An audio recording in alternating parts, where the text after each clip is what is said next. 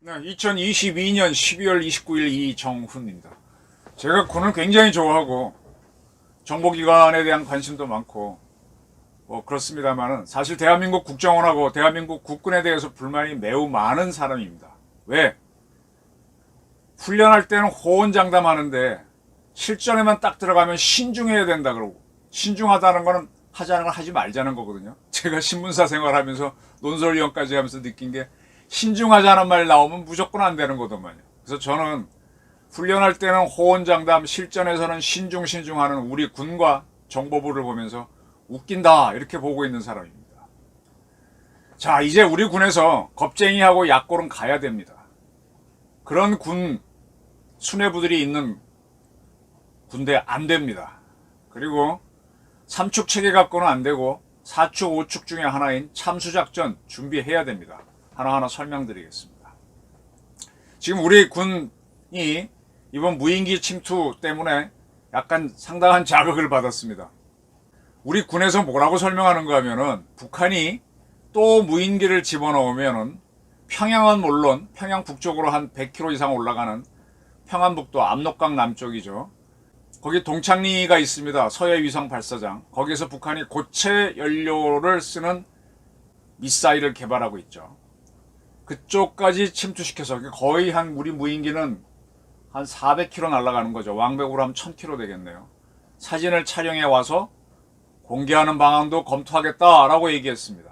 수세적인 태도에서 벗어나 적극적으로 대응하려고 한다.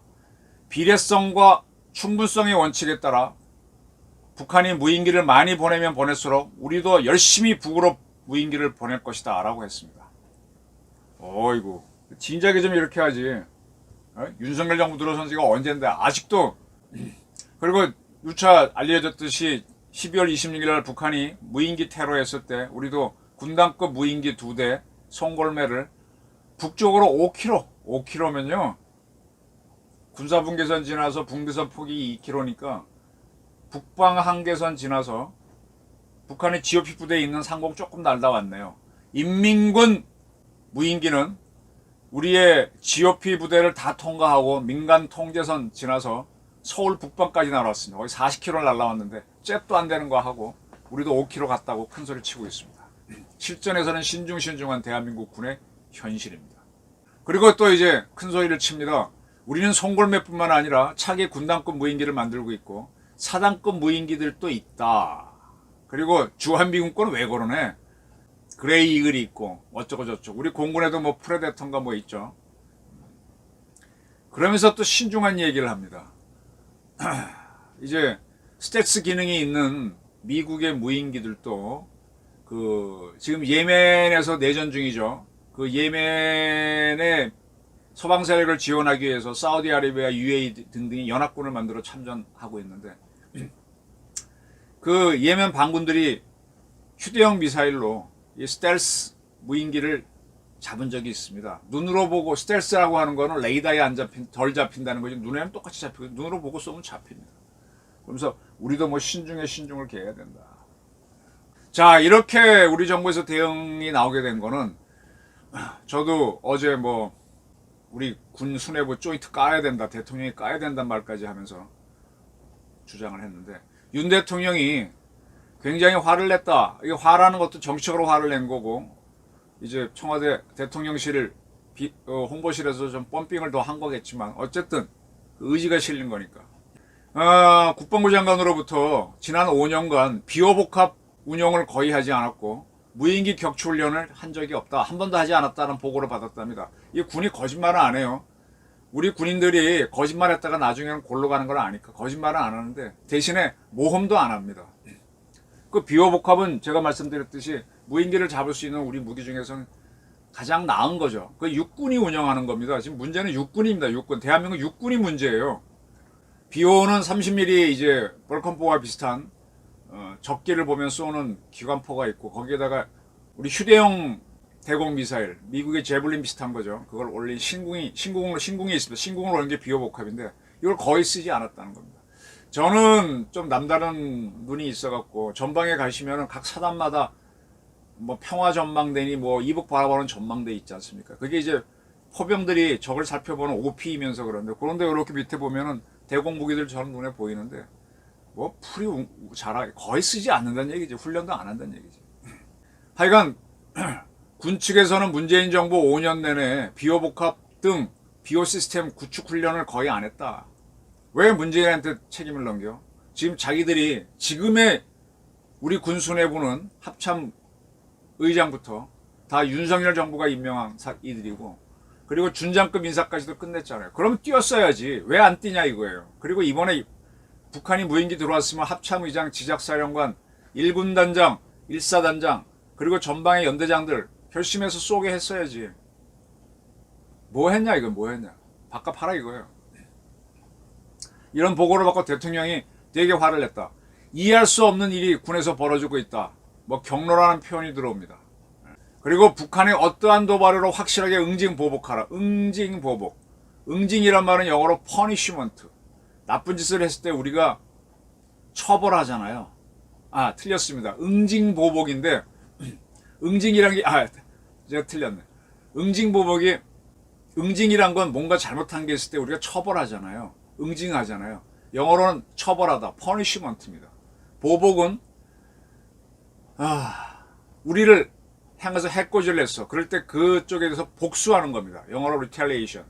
punishment, retaliation. 이거는 군이 존재하는 첫 번째 이유 중에 하나인데 우리 군은 평화주의자가 너무 많아갖고 확전 방지를 위해서 저 맞으면 신중히 대응하기 때문에 응징보복이 없었습니다. 이게 군대가 아닙니다. 이게 의전용 군대. 경례 잘하고 상관 잘못이면 진급했어요. 확실하게 응징보복하라. 네, punishment and retaliation. 네, 이걸 한마디로 지금 deterrence라고 합니다. 억제하라 그랬습니다. 북한에 핵이 있다고 두려워하거나 주저해서는 안 된다. 이겁니다. 우리 참 군바리들이 뭐만 하면 북한이 핵을 사용할 수 있다고 아니 훈련할 때는 뭐든지 할 수 있다 그러고 딱 사건만 벌어지면은 뭐 확전이 우려돼서 신중해야 된다면서 그게 두려운 거예요. 군인들이 전쟁을 알기 때문에 오히려 두려워합니다. 그래서 저는 국방부 장관을 문관을 군을 잘 모르는 사람은 오히려 임명. 윤석열 대통령이 군을 모르니까 이런 얘기하는 거예요.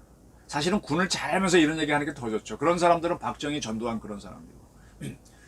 그 과거의 고대 전쟁도 보게 되면요, 전쟁을 할 때는 군인들은 싸울 수 있다 그러지만 막상 싸우러 들어가면 첫 번째로 죽기 때문에 안 싸우려고 합니다. 그래서 최고 사령관은 고대 국가에서도 보면 문신을 임명합니다.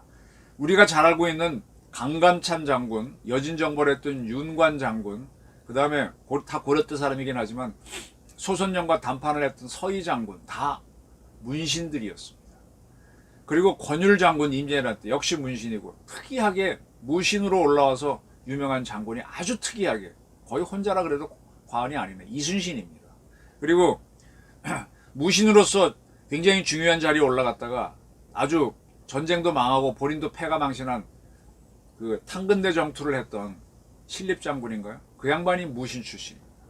대부분의 장군들은 문신이 했습니다. 문신들이 했기 때문에 불문곡직하고 밀어붙여라고 했을 때 용기를 내서 싸우지 군인들은 막상 싸우는 단계에 들어가면 다 회피합니다. 불문곡직하고 밀어붙여야 됩니다. 윤 대통령은 26일 날 보고를 받았을 때도 한 대가 내려왔을 때 우린 2대, 3대를 올려 보낼 수 있도록 조치하라 라고 했답니다. 필요하면 북무인기들 격추하고 관련된 조치를 최대한 강구하라고도 했답니다. 그리고 오늘 29일에는 국방과학연구소를 방문해서 그 드론 시스템에 대해서 점검하겠다고 했습니다. 이거 참 잘하는 거예요. 진작 이렇게 했어야 됩니다. 자, 우리가 지금 계속 군인들이 큰 소리는 쳐. 훈련할 때는 자기가 안 다치니까 또 충성 보이기 위해서 그렇고 막상 하게 되면 신중 모드. 이게 천안함 때 연평도 때 다 그래서 제가 화를 내고 책을 냈던 건데 우리 군인 너무 약해요. 실전에 안 들어가요. 그리고 꼭 미군 끼고 들어갑니다. 우리 군은요 확전 불사로 가야 됩니다. 북한이 핵을 사용하겠다고 위협하는 상황까지 밀어붙여야 됩니다. 그래 사용해봐. 사용하는 순간에 북한도 죽음을 각오해야 되죠.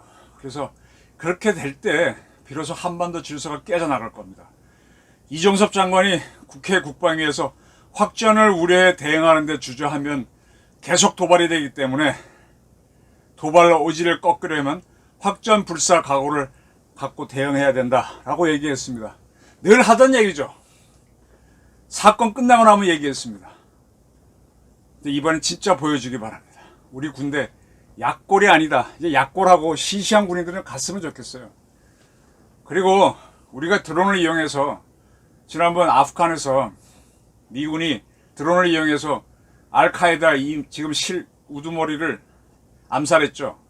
닌자 드론 미사일을 발사해서, 닌자 미사일은 폭약이 있는 게 아니라 촥 날아가면은 짝대기가 날아가는 겁니다. 그래서 칼날이 쫙 나서 사람을 위에서 수직으로부터 잘라버리는 거죠. 그렇게 하면서 해야 됩니다. 우리도 지금 김정은을 참수를 해야 됩니다. 3축 갖고 안 됩니다. 4축, 5축. 그리고 이렇게 리텔리에이션 앤 퍼니시먼트, 응징 보복을 했을 때 이게 디터런스거든요. 그래, 너 나 때릴 수 있지, 때려. 네가 작전 짜서 양공과 양동을 하면 나도 당합니다. 방법이 없어요. 그런데 그 다음에 100배, 1000배 보복을 해버리면 못 때리는 거예요. 그러다 상대방이 도저히 못하겠다 그러면 나 굴복할게 하면서 통일이 이루어지는 거거든요. 이걸 디터런스라고 합니다. 우리 맨날 군대는 디터런스 할 수 있다, 억제한다고 하면서 맨날 깨지고, 깨진다면서 공격하라 그러면, 대응하라 그러면 신중해야 된다, 확전을 피해야 된다. UN 교전규칙, 정전협정 떠들면서, 야, 진짜 공부 너무 많이 했어, 군인들이. 저 기자 하면서 공부 많이 한 기자들 답답했어요. 그냥 가. 어쩌고 취재해. 임기응변으로 해. 몸으로 떼어 그러면 막 하는데 사실은 그게 기본입니다. 현장 가서 보면요, 워낙 변수가 많기 때문에 내가 배운 지식들이 다 소용이 없어요. 단호해야 됩니다. 그렇게 해서 현장 가서 배우면, 익히면서 몸에 배야 되지 이론으로 배운 거 아무 소용이 없습니다.